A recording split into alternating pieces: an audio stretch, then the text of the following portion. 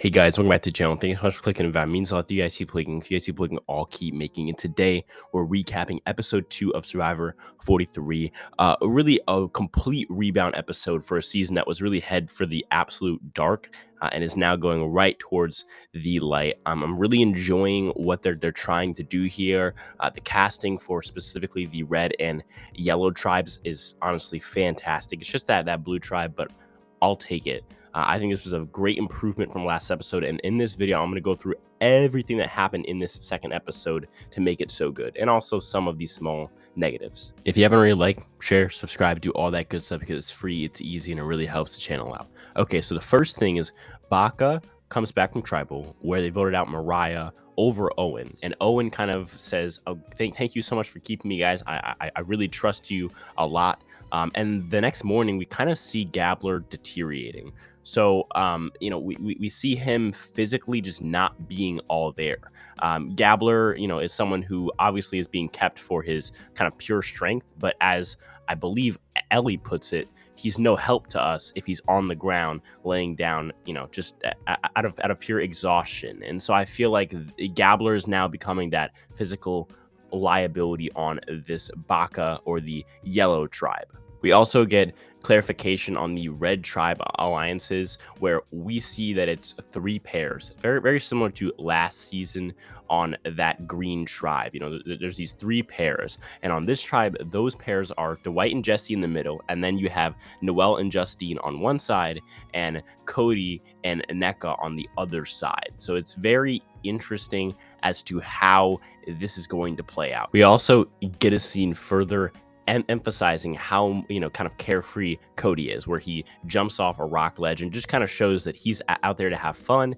He tells us his story about his friend who died from cancer in high school and how that made him live life to the fullest. And that, to me, was the only sob story in this entire episode that was actually worth showing. The rest of them, as we'll get to, they were really boring. In fact, I'll just run through them right now. We heard about how Gio was gay and how his family rejected him. It kind of just came out while Gio was squashing walnuts. I don't know. The show's making some interesting choices. We also heard again about the same story we heard last episode about Ellie and her, sister and, her overdose. And then on top of that, we also heard Dwight's story about how he's met a lot of political figures in today's politics. So again, just very useless stuff, and really the only low point of this episode was that. We also are shown the blue tribes, the dynamics, which are as follows. The women are all together, both Lindsay, Carla, and Cassidy, and then they are pulling in James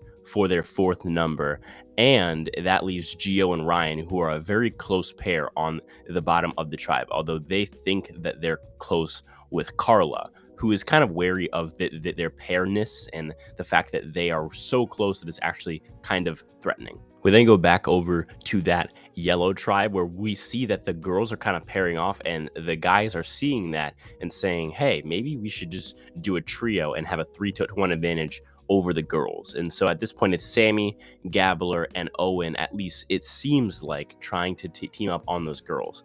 But then those 2 girls are also close with Owen. So it's kind of Owen in that swing spot, but it's not like a very powerful swing spot. It's more of just he happens to be in the middle of 2 strong pairs. Although at this point, it is at least being marketed as boys versus girls on this tribe, and both groups see the power of the other group.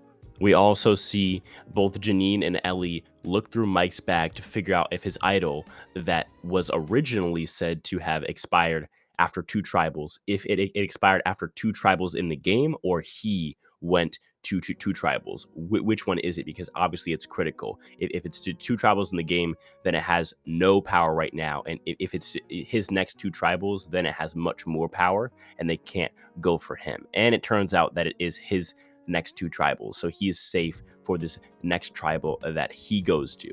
At the challenge, we see Vesi, aka that red tribe, lose, sending them to tribal council, and this is honestly the best case scenario as far as entertainment value is concerned, because this tribe is absolutely fantastic casting. I love everybody on this tribe, including the boot, which we'll get to later. But I think for me, a big thing here is that Vesi seems to be in scrambling mode. Justine's trying to get NECA out of the game because NECA blew the challenge. She did horrible at the challenge. But of course, we have Cody and Jesse trying to flip it on Justine. And so at this point, it settles as Jesse, Cody, and on top of that, NECA's vote going on Justine, and then Justine and Noelle would put their votes probably on NECA. The issue with that, obviously, is it's a 3-2 majority. But then right before tribal, Cody finds a beware advantage, and he says, well, at first I thought don't open it, but then I have LIVIN tattooed on my butt, and so I opened it. And he loses his vote until he can collect the 6 beads off of each person on his tribe's bag that they get at the start of the game. So it's more of a social challenge. Can you get those people to hand over things that may not seem powerful, but are just kind of like that quality of life things, right? A possible souvenir of their time in the game.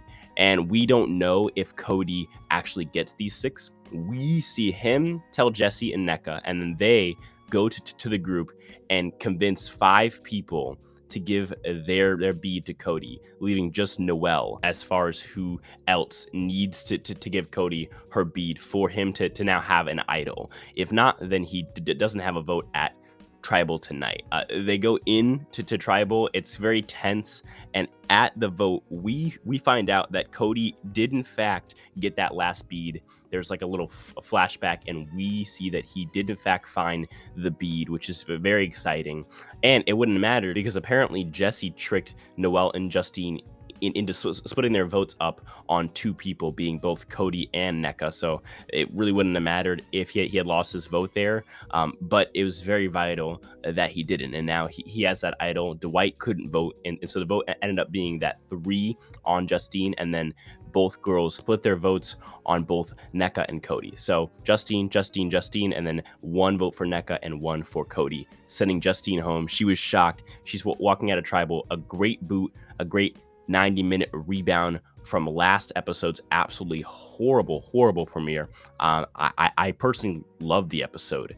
Do you agree with me? Let me know down below in the comments. As always, make sure to check out the episode recap if you haven't already from yesterday. We went live and we talked about the episode, which we do every single week. We also have a weekends podcast where we power rank every single person who's left in the game.